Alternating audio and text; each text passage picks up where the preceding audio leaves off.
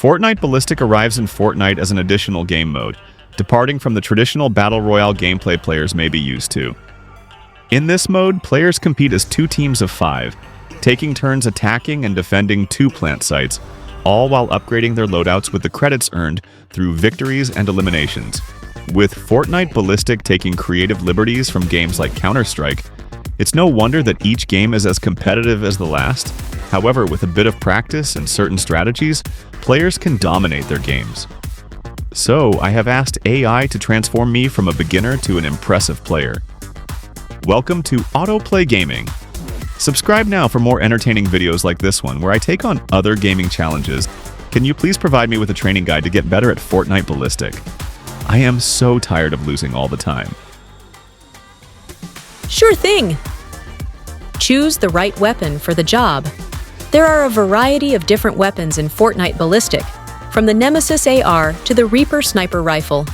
Each weapon has its own perks and drawbacks, leaving players to figure out which weapon is the right one for them. Right now, one of the best weapons is undoubtedly the Striker AR, thanks to its pinpoint accuracy and solid fire rate for an excellent time to kill.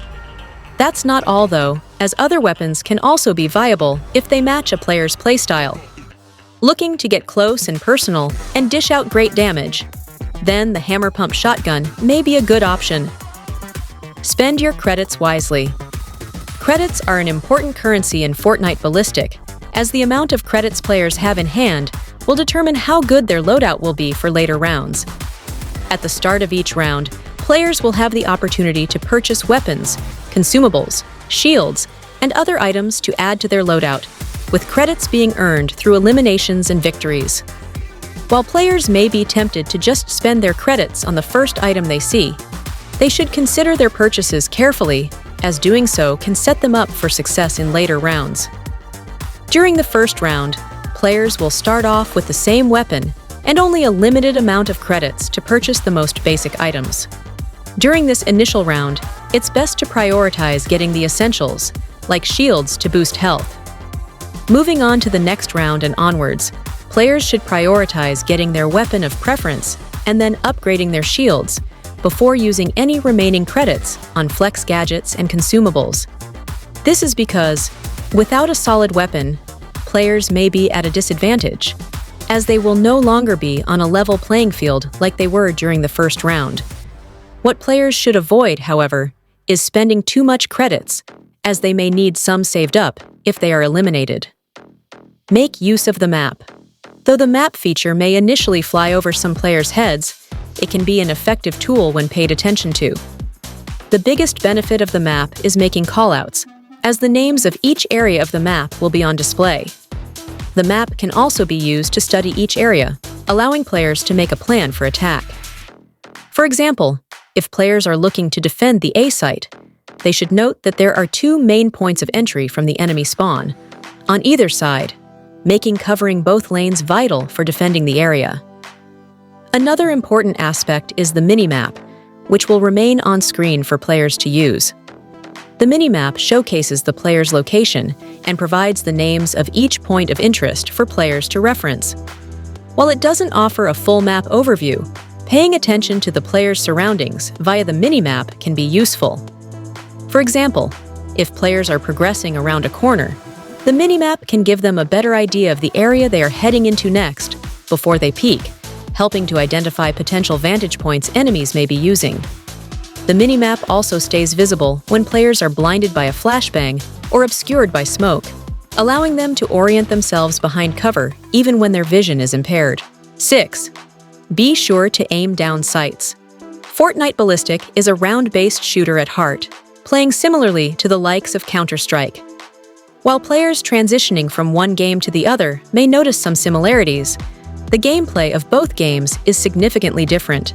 In Counter-Strike, players find that hip firing while standing still provides pinpoint accuracy, but accuracy generally degrades when moving, encouraging the use of a strategy called counter-strafing to gain an advantage.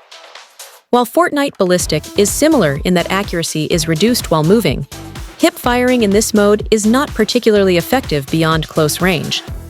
Instead, since each weapon features a built-in optic, aiming down sights is the preferred approach for most gunfights. For general practices, assault rifle and submachine gun players benefit greatly from pre-aiming around corners or crouching and aiming down sights when engaging an enemy to minimize their profile. While shotguns are more forgiving due to their pellet spread, prioritizing aiming down sights with every other weapon will ensure maximum accuracy, especially for long-distance fights. Thank you so much, AI, for all those tips. I am now going to show you gameplay highlights of how I performed before hearing AI's advice. It was a complete disaster. Apologies in advance.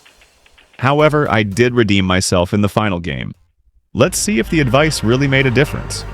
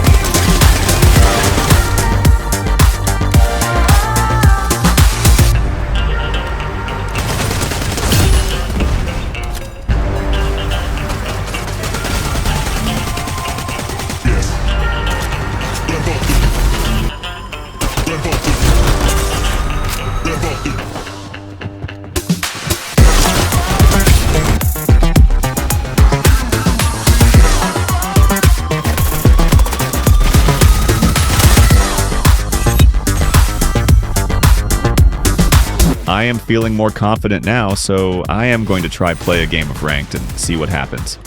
This is scary, but you never know what could happen. I could surprise myself.